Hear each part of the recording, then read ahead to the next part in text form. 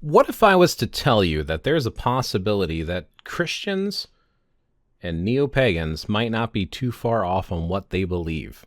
So hear me out. I think we get lost in some of the details about how we go about practicing over what we actually believe at the deep root core of our belief system. Now, I can't speak for every Christian or Catholic. I can't speak for every neo-pagan or polytheist. But I think that there is a concept that is shared between the two that I did not realize before. So in one of my comments, I had an individual who brought up something called the Catechism of the Catholics. No idea what the Catechism is. I should, because I was raised Roman Catholic years and years and years ago before I left that path.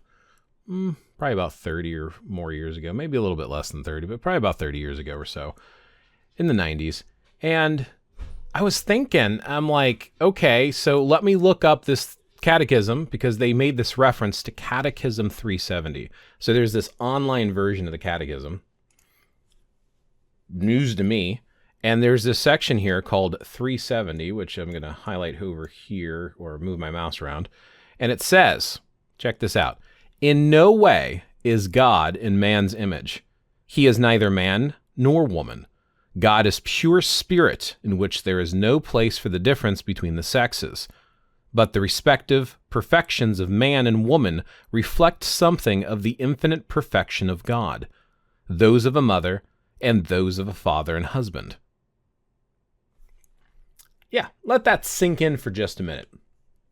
The reason I'm going to say that is because not all, but many neo-pagans have a tendency to think of the gods, if they're polytheists, because not every neo-pagan is polytheist, but the ones that are polytheist think of all of the gods as being interconnected as part of this greater energy force that is literally the universe, and that the divine spark resides inside of us. And that when we speak with different deities, we are looking at different faces of the universe, and we are connecting with certain aspects. Some might project this back into the past where people are like, oh, they worship the trees and the skies. Yes, because there's different aspects within nature that we're calling to. And culturally speaking, we have these human-like shapes to represent aspects of this greater nature. Especially in some of the cultures, it's like they are literally aspects of nature. If you take, like, Norse paganism has become very popular, that I've noticed over the last couple of years, and people will look at individuals like Thor. Thor is literally thunder and lightning itself, and is personified in this red-haired, bearded figure with the hammer Mjolnir. And this is just one image, but it's an aspect of the greater whole, as an example. Or even if you look into some of, like, the Irish traditions, which is interesting because it's shared in both Irish Catholicism and it's shared in some of the neo-pagan practices, the goddess Brigid, who is looked at as Saint Bridget in the Irish Catholic traditions, but her image and who she is and the abilities and powers that she's associated with, or that she is in charge of, like the hearth and home and happy family, the forge and smithcraft, poetry and writing and healing, the healing well, and just all of that are elements of this greater whole. So some neo-pagans view it that way, but apparently so do the Catholics in their catechism. Just because neo-pagans don't call it God doesn't mean that they're not necessarily talking about the same thing, because typically in neo-paganism, especially polytheism, if you do believe in gods, you look at the term God as a label, a masculine label, God, goddess, masculine, feminine labels, individual beings or a group of cluster of individual beings. But if God is viewed in the catechism, I don't even know if this reflects all Catholic belief or not, but if the catechism is expected to be a way of wording in modern times, a way of, like, taking all of the different teachings and beliefs and kind of putting them together. Apparently this was a collection that was put together by numerous figureheads within the Catholic Church, and I believe Pope John Paul, I believe, is the one who actually officially published it, but it was a collaboration of different individuals. Might have been cardinals and bishops. Don't quote me on that. I'd have to look it up again. But the fact that this is supposed to be representative of what the Catholics are supposed to believe, it fascinated me. So literally every Catholic that's getting mad at neo-pagans, you might have a very similar belief to those neo-pagans, you're just using a different word. And vice versa, neo-pagans that are getting very mad at the Catholics, or any Christian for that matter, it is possible that depending on the Catholic, they might believe very similar to you, you just have a different name for it. So that's just some food for thought that I think is interesting. Now, it does almost contradict something that is typically quoted from the Bible, so I'm going to reference here Bible Gateway.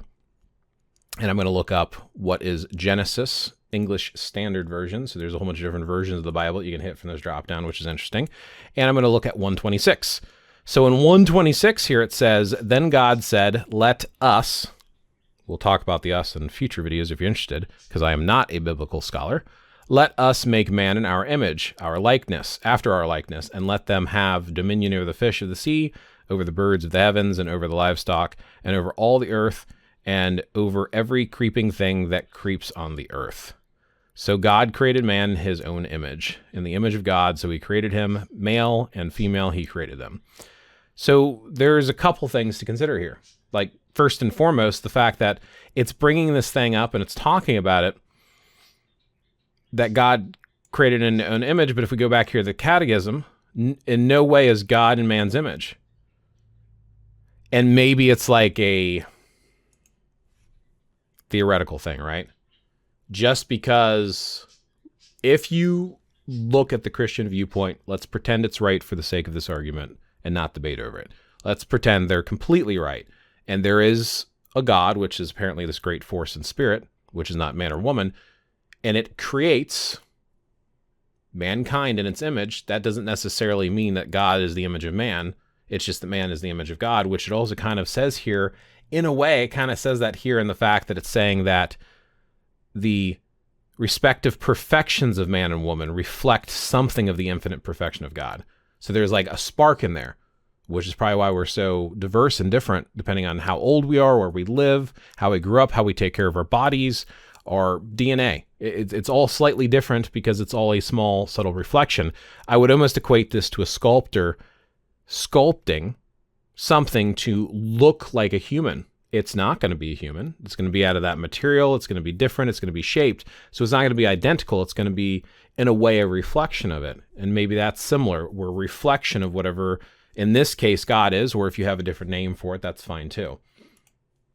I just find it absolutely fascinating. Have you ever heard of the Catechism? Are you a Catholic? Is this true for how your Catholicism works? Is this how you see God? And likewise, if you're a neo-pagan, is this how you view whatever term you use? Whether it be multiple gods and goddesses, do you view that they're all part of one greater whole that's beyond our understanding?